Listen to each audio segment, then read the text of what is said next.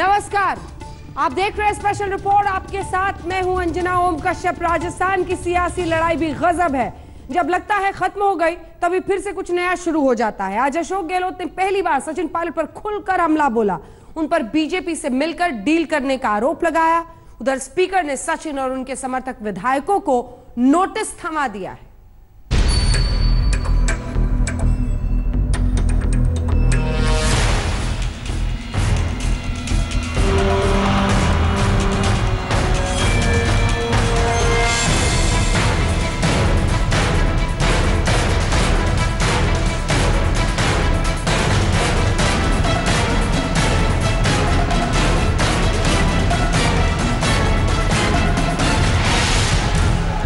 राजस्थान की राजनीति न हो गई, चंद्रकांता संतति की कहानी हो गई, जहां हर राह पर छल है, धोखा है, अय्यारी है।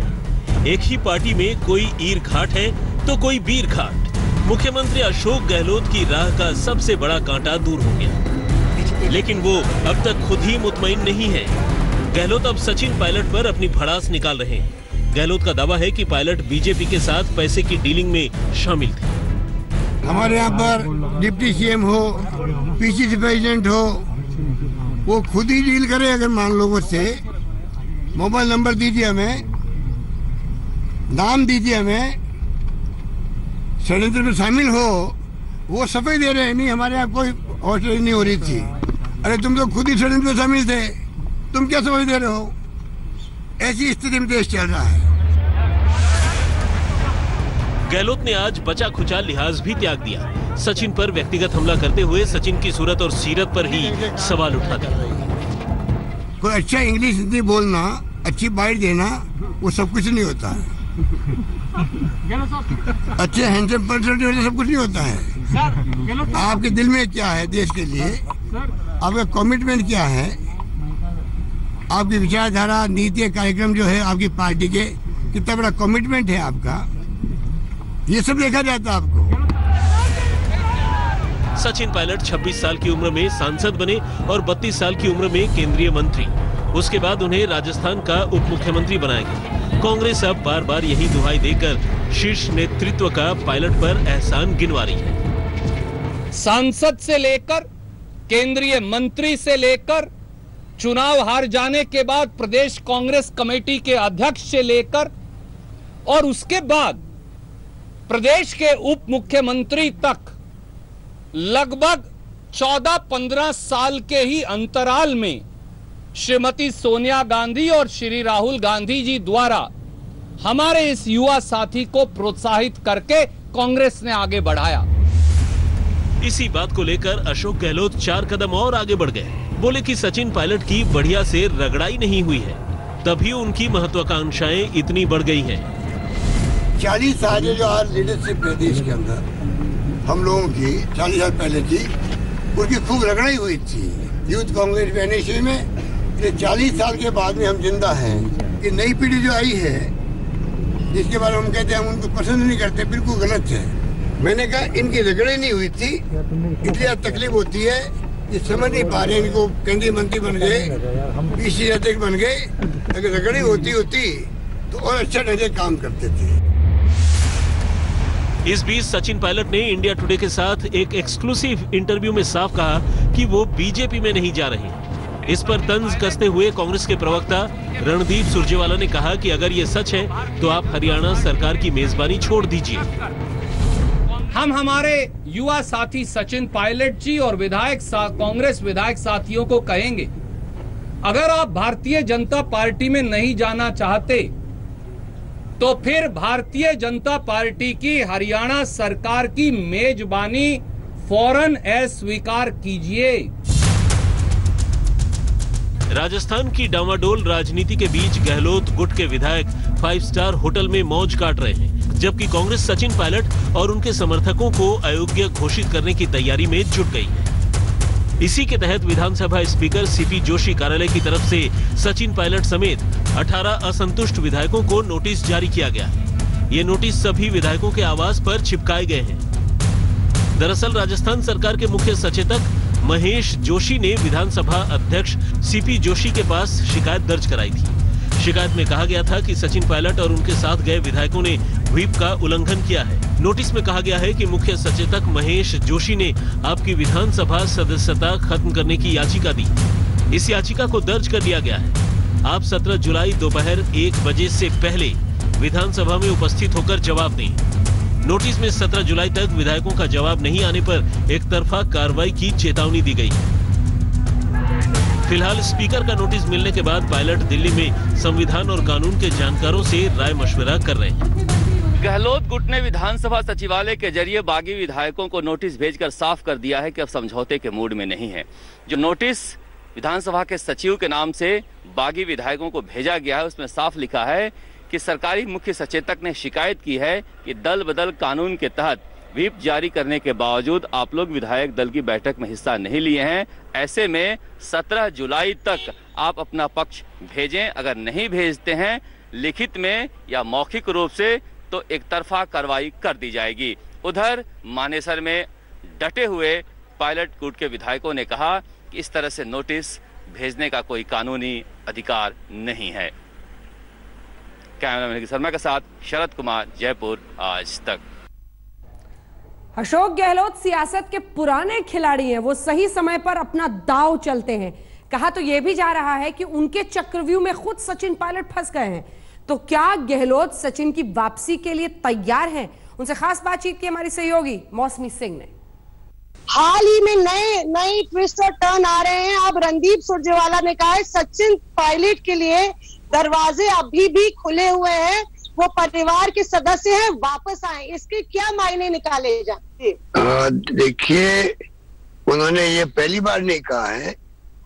लगातार हम 3 दिन से कह रहे हैं जो भी कांग्रेस का हमारा कार्यकर्ता है, विधायक है, नेता है, उन सबका स्वागत है।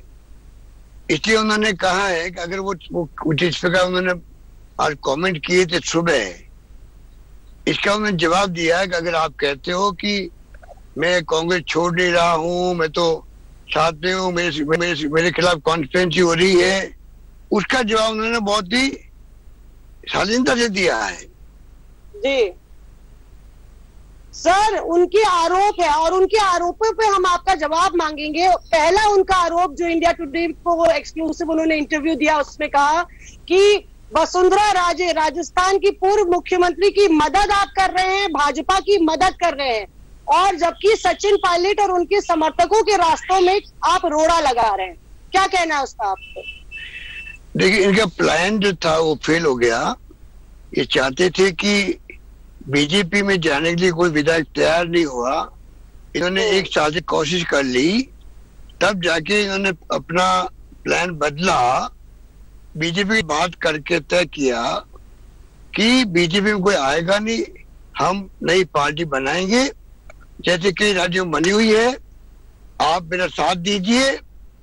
और मैं वादा मैंने ले लिया बीजेपी के नेताओं से कि जब आप इस्तीफा दोगे उसके बाद में बीजेपी हमारे सामने खड़ा नहीं करेगी उम्मीदवार को, आरएस भी खड़ा नहीं करेगी, सब जीत के आएंगे और सरकार हमारी बनेगी, बीजेपी में समर्थन देगी। सचिन पायलट पर कांग्रेस ने कड़ा एक्शन लिया, वो सरकार से भी बाहर हो गए, लेकिन अशोक गहलोत जानते हैं कि सचिन चुप बैठने वाले में से है नहीं। तो सवाल यह है कि आखिर गहलोत आगे करेंगे क्या? उनके पास अपनी सरकार बचाने के लिए कौन कौन से विकल्प बाकी हैं? बीजेपी सारी हलचल पर नजरें गड़ाए बैठे हैं, इंतजार है तो बस छीका टूटने का।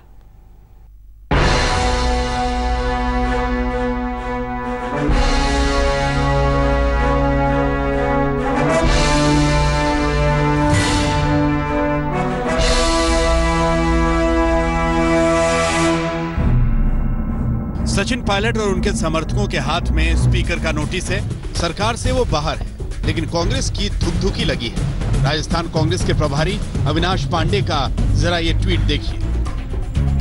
पायलट के लिए पार्टी के दरवाजे बंद नहीं हुए हैं। भगवान उनको सद्बुद्धि दे और उन्हें उनकी गलती समझ आए। मेरी प्रार्थना है भाजपा के मायावी जाल से वो बाहर निकल आए। हमारे साथी सचिन पायलट जी और हमारे साथी विधायकों को बार बार ये आग्रह किया गया कि आप वापस आइए और अपनी बात पार्टी की फोरम पर रखकर अपना मत रखिए। कोई समस्या है तो भारतीय राष्ट्रीय कांग्रेस का केंद्रीय नेतृत्व पूरे उदार हृदय से और खुले मन से आपकी बात सुनने और उसका हल निकालने के लिए तैयार है। पायलट को लेकर कांग्रेस का असमंजस कम नहीं हो रहा। अशोक गहलोत सचिन पायलट से समझौता बिल्कुल नहीं चाहते हैं, जबकि कांग्रेस के दीपेंद्र हुड्डा, प्रिया दत्त, जितिन प्रसाद जैसे नेता सचिन पायलट पर एक्शन के खिलाफ हैं। इस असमंजस के बीच सवाल ये है कि मुख्यमंत्री अशोक गहलोत बिना पायलट अपनी सरकार का जहाज कैसे उड़ाएंगे। उनके पास विकल्प क्या क्या है? पहला विकल्प तो देखो और इंतजार करो का है। गहलोत इस बात का इंतजार कर सकते हैं कि बीजेपी आगे कौन सा कदम उठा रही है। ऐसे में उन्हें अपने विधायकों को होटल में ही रखना होगा। दूसरा विकल्प 2 डिप्टी सीएम के फॉर्मूले का है। इसके तहत गहलोत सरकार में गुर्जर और दलित समुदाय से एक नेता को उप मुख्यमंत्री पद की शपथ दिला सकते हैं। तीसरा विकल्प कोऑर्डिनेशन कमेटी का गठन है, जहां विधायक और मंत्री अपनी नाराजगी और समस्याएं बताएं और उन्हें दूर किया जाए। चौथा विकल्प ये है कि गहलोत पायलट के करीबियों को मंत्रिमंडल में शामिल करके उनका असंतोष दूर कर उन्हें पायलट से भी दूर कर सकते हैं। पांचवा विकल्प ये है कि गहलोत कैंप बीजेपी या राष्ट्रीय लोकतांत्रिक दल में सेंधमारी करके उनके विधायकों को अपने पक्ष में कर ले। अशोक गहलोत अभी बीजेपी और सचिन पायलट के अगले कदम का इंतजार कर रहे हैं, तो वहीं बीजेपी भी फूंक फूंक कर कदम रख रही है। बीजेपी पायलट का तो स्वागत करने के लिए तैयार है, लेकिन अविश्वास प्रस्ताव नहीं लाना चाहती। दिल्ली से मौसमी सिंह के साथ शरद कुमार, जयपुर, आज तक। सचिन पायलट ने आज न तो कोई ट्वीट किया ना ही कोई बयान दिया। उनके प्रेस कॉन्फ्रेंस की अटकलें भी खारिज हो गई। अलबत्ता उन्होंने इंडिया टुडे से अपने मन की बात कही। इंडिया टुडे से एक्सक्लूसिव इंटरव्यू में सचिन ने खुलकर बताया कि अशोक गहलोत से क्यों उनके मतभेद हुए। यह भी साफ किया कि फिलहाल वो बीजेपी में नहीं जा रहे हैं। राजस्थान विधानसभा चुनाव में कांग्रेस की नैया पार लगाने वाला माझी आज खुद ही किनारे लग गया है। पतवार छिन चुकी है। सचिन पायलट ने पहली बार अपनी चुप्पी इंडिया टुडे के एक एक्सक्लूसिव इंटरव्यू में तोड़ी है। क्या आप बीजेपी में जाएंगे? बीजेपी ने कहा कि उनके दरवाजे आपके लिए खुले हैं। मैं फिर से साफ कर दूं, मैं बीजेपी में नहीं जा रहा हूं। मैं इस समय सिर्फ यह कह सकता हूं कि मैं अपनी जनता के लिए काम करना जारी रखूंगा। क्या आप बीजेपी नेताओं के संपर्क में हैं? ऐसी खबरें हैं कि ओम माथुर और ज्योतिरादित्य सिंधिया से आप मिले हैं। मैं किसी बीजेपी नेता से नहीं मिला हूं। पिछले 6 महीने से ज्योतिरादित्य सिंधिया से नहीं मिला हूं, ना ही ओम माथुर से। सवाल यह है कि सचिन के पास अब आगे रास्ता क्या है? पहला विकल्प यह है कि सचिन कांग्रेस में ही रहकर अपने सम्मान की लड़ाई लड़ें। दूसरा विकल्प यह है कि कांग्रेस के और विधायकों को अपने पक्ष में करके स्थिति मजबूत करें। सचिन के सामने तीसरा विकल्प यह है कि कांग्रेस से अलग होकर पार्टी बनाएं। चौथा विकल्प यह है कि सचिन पायलट किसी तरह गहलोत सरकार को गिराएं और राजस्थान में दोबारा चुनाव हो। पांचवा विकल्प बीजेपी में जाने का है, लेकिन फिलहाल सचिन पायलट इससे इनकार कर रहे हैं। बहरहाल सचिन पायलट ने अभी अपने पत्ते नहीं खोले हैं, लेकिन वो चुपचाप भी बैठने वाले नहीं हैं। मतलब साफ है कि राजस्थान की सियासत में हलचल अभी थमने वाली नहीं है। शरद कुमार, जयपुर, आज तक। स्पेशल रिपोर्ट में अब आइए आपको दिखाते हैं बिहार में बाढ़ के हालात। बिहार पर आपदा का डबल अटैक। जी हां, एक तरफ तो बाढ़ बिहार को डुबो रही है, दूसरी तरफ बिहार में कोरोना का महाविस्फोट हो गया है। कोरोना के धमाके से समूचा बिहार हिल गया है। लेकिन पहले बात डूबते बिहार की करते हैं। इस बिहार के 7 जिले इस वक्त भयंकर बाढ़ की चपेट में हैं। मंदिर डूब गए हैं, घर डूब गए हैं, जानवरों की जान ले रही है ये बाढ़।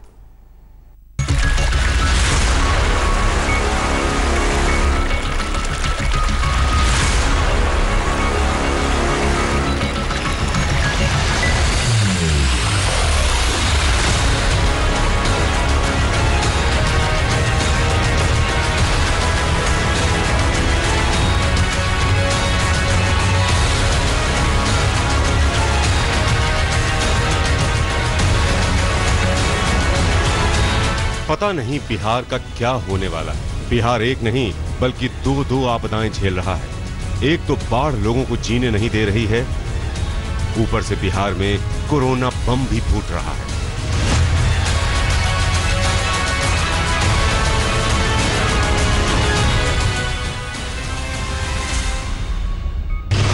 बिहार में फूटा कोरोना बम।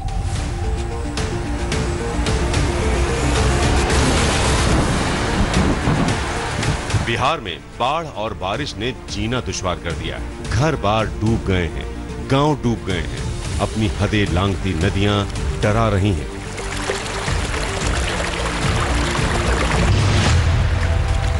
डूबा डूबा बिहार।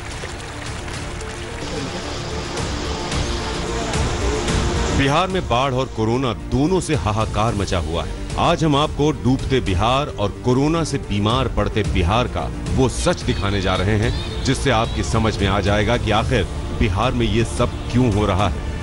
क्यों बिहार के बीजेपी ऑफिस से लेकर राजभवन तक कोरोना का विस्फोट हुआ। क्यों अचानक बिहार में कोरोना के केस में भयंकर उछाल आया है। लेकिन पहले बात बाढ़ से जूझते बिहार की करते हैं। बिहार के 7 जिलों में आई बाढ़।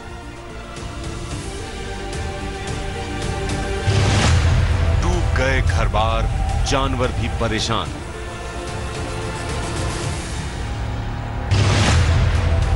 नदियां मचा रही हैं बिहार में कोहराम।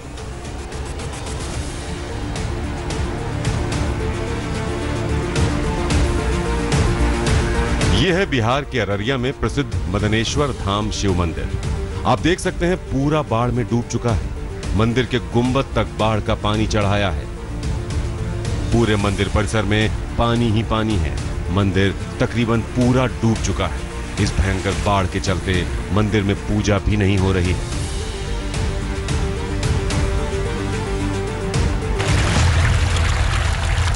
समझिए तो मंदिर डूब ही चुका था। सिर्फ छत के ऊपर पानी बचा हुआ था। सिर्फ इस मंदिर में ही नहीं बल्कि अररिया की पूरी मदनपुर पंचायत में कमर तक पानी है। लोग बाढ़ की भयानक विभीषिका झेल रहे हैं।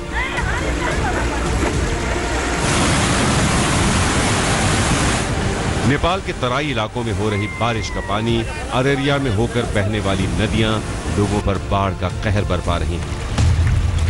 पानी आने से लगभग 50 घर पानी से पीड़ित रहता है। बहुत आदमी भूखे मरता है। यहाँ पर आज तक कोई आज यहाँ देखने नहीं आया है। न यहाँ पर कोई रिलीफ मिलता, न कोई बाढ़ का राहत मिलता, न कोई पैसा मिलता है। चावल कुछ यहाँ पर नहीं मिल रहा है। बिहार के गोपालगंज में बाढ़ ने सीधा जिंदगी पर प्रहार किया है। इस तस्वीर को देखिए। एक बीमार बच्चे को खटिया पर लेकर लोग बाढ़ के पानी के बीच जा रहे हैं। विडंबना यह है कि बच्चे को 4 दिन से बुखार है और अस्पताल तक पहुंचने का कोई साधन नहीं है। ऐसे में लोगों को बाढ़ का ये दरिया पार करना पड़ रहा है। इसको कांधे पर लेके जाएंगे खटिया द्वारा। ठीक है।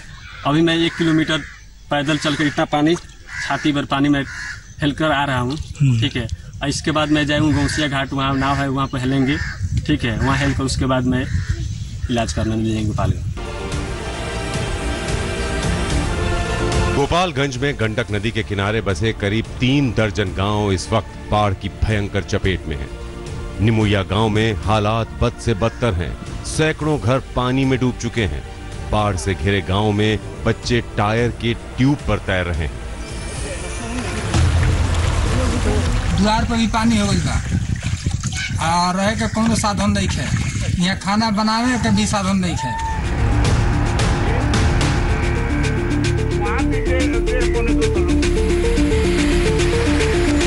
मोतिहारी बिहार। मोतिहारी में बाढ़ की घुसपैठ हो चुकी है। आलम यह है कि अब बाढ़ ने जिले के आधे से अधिक क्षेत्रों में अपना आशियाना बना लिया है। यहाँ गंडक नदी अपना रौद्र रूप दिखा रही है और प्रशासन का पूरा अमला बाढ़ग्रस्त इलाकों का मुआयना कर रहा है। बिहार के छपरा में आई बाढ़ से इंसान ही नहीं जानवर भी परेशान हैं। बाढ़ से बचने के लिए हिरण सुरक्षित ठिकानों को तलाश रहे हैं। अब इस हिरण को देखिए कैसे ये हिरण बचते बचाते इस गड्ढे में आ गिरा। बाद में वन विभाग के कर्मचारियों ने आकर इस हिरण का रेस्क्यू ऑपरेशन किया। सारण के पानापुर में जंगलों से करीब 6 हिरण बाढ़ से बचने के लिए रिहायशी इलाकों की तरफ भागे थे, जबकि 4 हिरणों की बाढ़ से मौत भी हो चुकी है। उत्तर बिहार के जिलों में उफनती नदियां अब काल बन रही हैं। बागमती, लखनदेई, गंडक के अलावा कई छोटी नदियां भी अलग अलग जगहों पर लाल निशान से ऊपर पहुंच खतरनाक रुख अख्तियार कर चुकी हैं। चंपारण, तिरहुत और मिथिलांचल के लगभग 5 दर्जन से ज्यादा गांव अब टापू बन चुके हैं। आज तक ब्यूरो। बिहार में हाहाकार मचा हुआ है। देखा आपने, बाढ़ के साथ साथ कोरोना वायरस लोगों पर अटैक कर रहा है। बिहार की राजधानी में कोरोना का बम ऐसे फटा कि राजभवन से लेकर मुख्यमंत्री आवास तक, बीजेपी दफ्तर से लेकर आम लोगों तक कोरोना से सब बीमार हो रहे हैं। बिहार में पिछले 4 दिन में 4000 से ज्यादा केस हो चुके हैं।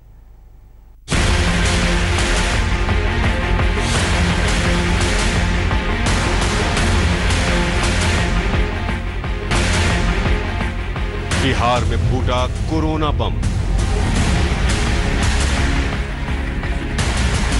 बिहार में कोरोना भयानक तरीके से बेकाबू हो गया। मुख्यमंत्री आवास से लेकर राजभवन तक और राजभवन से लेकर बिहार के बीजेपी मुख्यालय तक जैसे कोरोना बम फूटा है।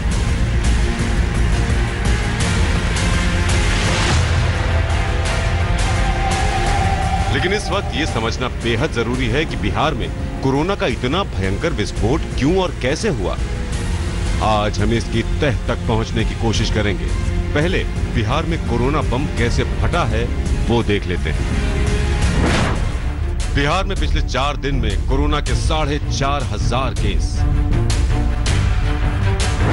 बिहार के राजभवन में 3 दर्जन से ज्यादा लोग कोरोना पॉजिटिव। बिहार के बीजेपी दफ्तर में 75 लोग कोरोना पॉजिटिव। बिहार में पिछले 4 दिन में कोरोना से 32 लोगों की मौत। बिहार में कोरोना मरीजों की संख्या बढ़कर 20,000 के पार पहुंची। पटना के 2 सिटी एसपी कोरोना से संक्रमित हुए। बिहार की राजधानी पटना में कंटेनमेंट जोन बढ़कर 90 हुए। शुरू में आप माइग्रेंट लेबर को पकड़ रहे थे, अभी जो केसेस आ रहे हैं वो उनके द्वारा कम्युनिटी स्प्रेड किया हुआ पेशेंट्स हैं। तो बिहार में कम्युनिटी स्प्रेड हो चुका है? कम्युनिटी स्प्रेड लेवल 3 बहुत पहले से है, ठीक है, क्योंकि अब बहुत सारे पेशेंट में पकड़ नहीं पा रहे थे कि उनको इन्फेक्शन कहाँ से हो गया, इसी को लेवल 3 बोलते हैं। लेकिन बिहार अब लेवल 4 की तरफ जा रहा है। लेवल 4 वो होता है जहाँ आप मैनेजमेंट सीरियस पेशेंट का नहीं कर पाए। जितने नए नंबर ऑफ सीरियस पेशेंट रोज एडमिट होंगे, आएंगे आपके पास, यदि आप उसकी क्षमता से ज़्यादा आ रहे हैं और आप उसको मैनेज नहीं कर पा रहे हैं, आपके डेथ रेट बढ़ रहे हैं, तो उसको लेवल 4 बोलते हैं। जिसमें मुंबई है, अभी चेन्नई है और भी कुछ शहर हैं। बिहार उस तरफ बढ़ रहा है।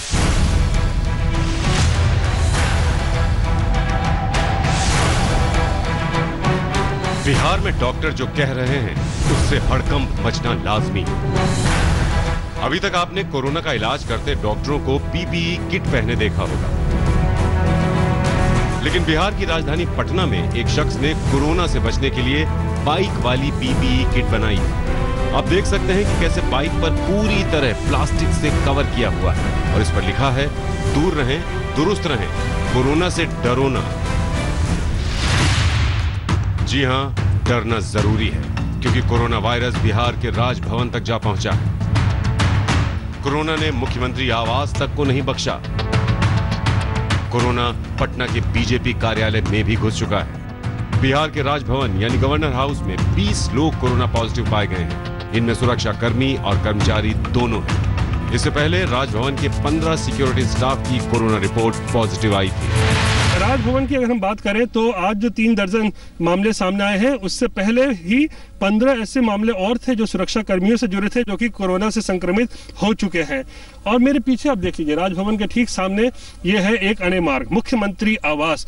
और मुख्यमंत्री आवास में भी जो है कोरोना ने पिछले हफ्ते दस्तक दी थी और तकरीबन 75 से ज्यादा जो कर्मचारी, अधिकारी, सुरक्षा कर्मी जो है मुख्यमंत्री आवास में, वो सारे लोग संक्रमित पाए गए थे, जिसमें से बहुतों का इलाज चल रहा है, बहुत सारे जो है होम क्वारंटाइन में भी हैं। तो कहीं ना कहीं आप देख सकते हैं कोरोना का जो कहर है वो बिहार में बढ़ता जा रहा है, हालात बेकाबू हो रहे हैं और शायद इसी को नजर में रखकर अब बिहार में लॉकडाउन का जो है वो निर्णय लिया गया है। बीजेपी दफ्तर में तो ऐसा कोरोना बम फूटा है कि हड़कंप ही मच गया है। हम आपको बता दें कि पटना बीजेपी ऑफिस में 100 नेताओं और कर्मचारियों का कोरोना टेस्ट कराया गया तो उसमें 75 लोग कोरोना पॉजिटिव निकले। बिहार बीजेपी के मुख्यालय पर इस वक्त खड़े हैं पटना में, और आप देख सकते हैं ये जो दफ्तर है इसको पूरी तरीके से सील कर दिया गया है और जिला प्रशासन के द्वारा इस दफ्तर को अब कंटेनमेंट जोन भी जो है वो घोषित कर दिया गया है, क्योंकि एक साथ यहाँ पर 75 मामले जो है वो सामने आए हैं। और जो जानकारी प्राप्त हो रही है, 4 दिन पहले यहाँ पर विधानसभा चुनाव को लेकर एक क्षेत्रीय बैठक हुई थी, उसमें एक नेता जो है कोरोना पॉजिटिव पाए गए थे और उसके बाद आनन फानन में हड़कंप मचा बिहार बीजेपी में, और कल ही 100 नेताओं और कर्मचारियों की जो है वो जांच कराई गई और आज जब सुबह रिपोर्ट आई तो उनमें से 75 जो है वो कोरोना पॉजिटिव पाए गए, जिसके बाद पूरे दफ्तर में जो है हड़कंप मच गया। पटना बीजेपी दफ्तर में कैसे हुआ 75 लोगों को कोरोना? क्या पटना बीजेपी दफ्तर में लड्डू से फूटा कोरोना बम? क्या है पटना बीजेपी दफ्तर में लड्डू और कोरोना का कनेक्शन? जी हां, एक खबर पटना में बहुत वायरल हो रही है। लोग कह रहे हैं कि लड्डू की वजह से पटना बीजेपी दफ्तर में कोरोना का विस्फोट हुआ है। कहा जाता है कि 8 जुलाई को बीजेपी प्रवक्ता अरविंद कुमार सिंह की शादी की सालगिरह थी और ये बात लोगों को पता चल गई और सभी ने लड्डू मंगवाने की जोर शोर से मांग कर दी। बताया जा रहा है कि अरविंदर कुमार सिंह ने लड्डू मंगवाए और सभी को अपने हाथों से खिलाए और उसके अगले ही दिन अरविंद कुमार सिंह कोरोना पॉजिटिव हो गए। हालांकि हमने खुद अरविंद कुमार सिंह से बात की तो उन्होंने बताया कि ये सब गलत है। आज देखिए क्या स्थिति हो गई है कोरोना को लेकर के। मुख्यमंत्री क्वारंटाइन है, 85 लोग मुख्यमंत्री आवास में जो है वो पॉजिटिव पाए गए। पूरा सचिवालय पॉजिटिव पाया जा रहा है, बंद कर दिया गया है। आप गृह सेक्रेटरी जो है, होम सेक्रेटरी, वो भी पॉजिटिव। डिप्टी सीएम का कार्यालय वो भी बंद कर दिया गया। बीजेपी में जो है ऑफिस में जो है लगातार 75 लोग पॉजिटिव पाए गए। लेकिन बिहार में कोरोना के इस घातक विस्फोट के बीच खुद आरजेडी के विधायक संजय यादव ने झरने में नहाते हुए सोशल डिस्टेंसिंग की धज्जियां उड़ा डाली। हम आपको बता दें कि विधायक जी का खुद कोरोना टेस्ट हुआ है और 6 दिन से रिपोर्ट नहीं आई है। सुजीत कुमार झा के साथ रोहित सिंह, पटना आज तक। तो कोरोना और बाढ़ दोनों की मार। बिहार में कोरोना विस्फोट हुआ तो आरजेडी नेता तेजस्वी यादव ने सीएम नीतीश कुमार को घेर लिया। आइए देखते हैं बिहार में विपक्ष के नेता तेजस्वी यादव का ये एक्सक्लूसिव इंटरव्यू। बिहार में पिछले 2 हफ्ते से कोरोना के मामले में भारी तेजी देखने को मिली है, जिसकी वजह से कल से लेकर 31 तारीख तक बिहार सरकार ने पूरे प्रदेश में लॉकडाउन लागू करने का निर्णय लिया है। तेजस्वी यादव आरजेडी के नेता प्रतिपक्ष हमारे साथ हैं।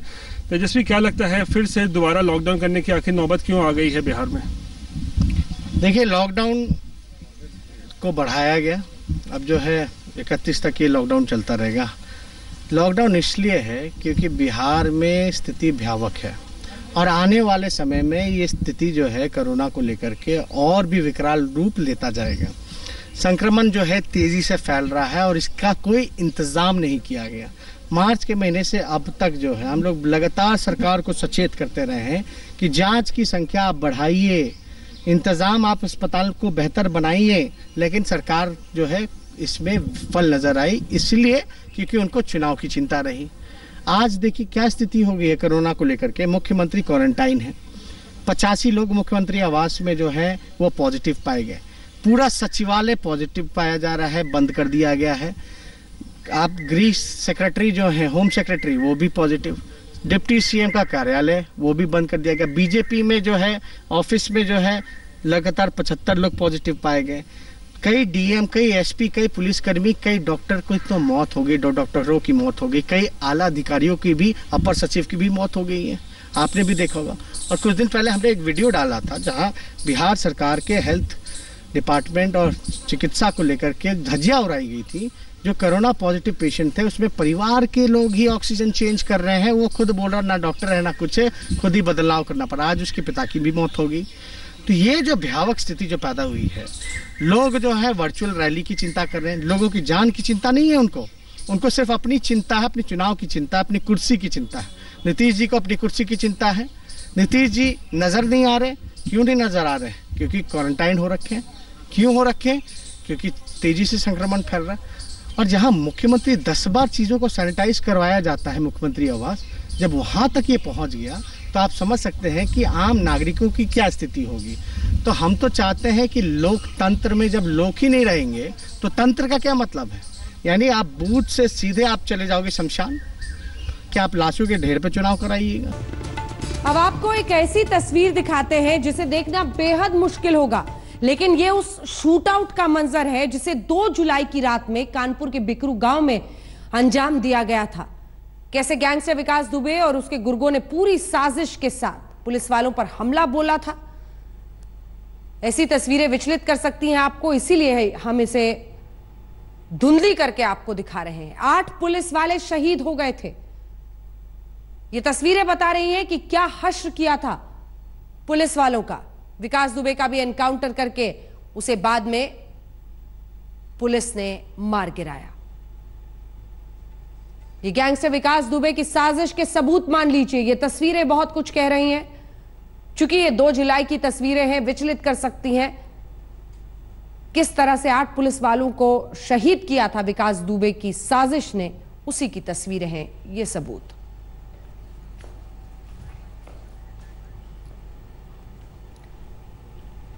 और इसी के साथ स्पेशल रिपोर्ट में इतना ही। आप देखते रहिए आज तक।